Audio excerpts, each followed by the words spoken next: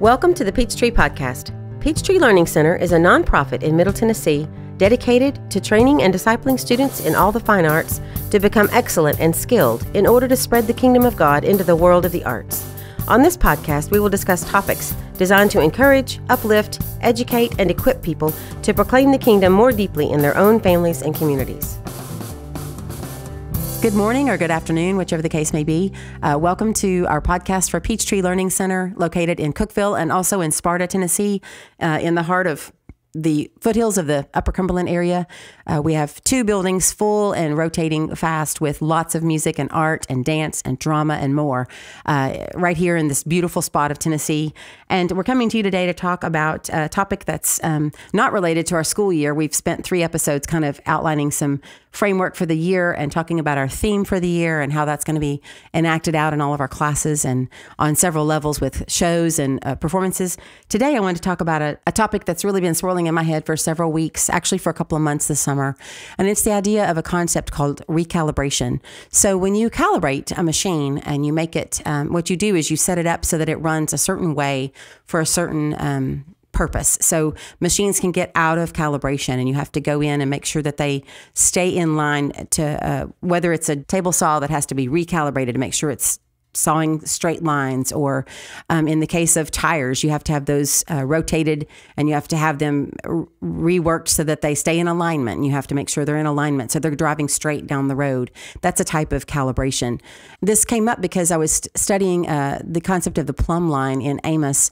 God gave him a plumb line in chapter 7, and that's literally a tool that we can still use. It's a very old and kind of simple machine type way of deciding where a straight line falls, and you just hang a weight from a string and you can put chalk down the string and then you snap the string against the wall and it gives you a straight line immediately because the plumb at the bottom, that weight, is hanging straight towards the floor. It doesn't have a choice but to hang straight down towards the floor because gravity's pulling it. And so a plumb line gives you a straight place to start. And God in chapter 7 of Amos is really giving them, he's given them several chapters of warnings and frank talk against the behaviors that have led them away from him. And then in chapter 7, he says, I'm going to hang a plumb line, Amos. I'm going to show you where they should be. And of course, he has grace and mercy after that. But the concept of that plumb line has really visited my mind quite a bit. I spent some time this summer, and I think I've shared this story before, indoors quite a bit because of an injury. And when I was able to get back out and start exercising and walking again outside, it really bothered me that my eyes had to adjust to the sunlight. And I hadn't even been indoors continually. I just had not been outside walking or exercising or even sitting on my porch like I usually do. And it really bothered me that the sun was such a big deal that my eyes had to readjust. And that's the concept. It's the recalibration, because sunlight is natural light. And we should already be attuned to the way that feels and what it does for our eyes and how to see in sunlight. And colors should have a certain flair for us because they are seen in the light of the sun. That is the baseline of light everywhere. So spending incredible amounts of time indoors with artificial light is not good for your eyes. It's not good for your bodily health. And we're so smart, we're figuring out that really we should be outside and barefoot in grass to be healthy. And that's something that historically speaking was not even an option. So we've talked ourselves back in a circle to figuring out that that's really the way we should spend some of our time. Another way that happened for me and my family years ago was in the case of food. And we discovered that we were eating a lot of food that had nothing to do with the way God had made it to eat. And without going into tons of detail, we healed up lots of issues in our family health-wise because we simply started trying to eat food the way it was made and the way God created it to eat. And suddenly we had things that we didn't even realize were causing us problems vanish and go away. And we had things that we thought were inevitable as we got a little bit older, especially my husband and I, that disappeared because we started eating food more whole and closer to the source and fresher. And we quit eating things that were processed and fake and had names that we couldn't pronounce in the ingredient list. And that was a form of recalibration. And it also changed the way our taste buds receive food. And suddenly things that used to taste good don't even taste good because it's not food. And our taste buds adjusted as we led them away from those processed foods. And that was a calibration for our family. And so there are so many different areas you can apply this concept. One big one is in the area of education of children and even parenting. But looking at your children and trying to think about, what did God design them to be here for? And when they're 6 and 7 and 8, what is their purpose? What should they be doing with their time? And is it always a totally structured day? Should they have 10 hours of structured activity? Or should they have more time to be outside barefoot and chasing butterflies, or finding caterpillars and putting them in jars and poking holes in the lids and seeing what they turn into in a month? Or is it, playing with puppies outside, or a cat, or running and playing on the swing set and riding your bike and doing some schoolwork that fits around the way they live life?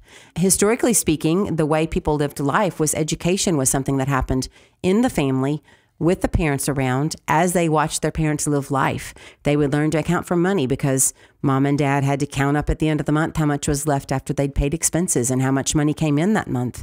Or it was helping mom balance the checkbook, or going to the grocery store with a certain amount of money and seeing what all you could buy for that. You learn addition and subtraction really quickly when you're adding up your grocery bill so that it fits the amount of cash in your purse.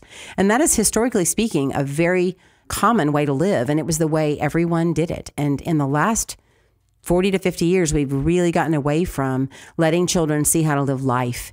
And I'm really concerned because in the last decade, it has become even more artificial with the intrusion of screens everywhere. We can't go to the bathroom in a restaurant without there being a screen of some kind, or somebody talking to us about something that's advertising a product we probably don't need, or a song we really don't need to hear. And then screens are in cars, and they're handheld, and children everywhere have tiny screens that let them stay amused. And I'll just remind you that the word amuse means not to think.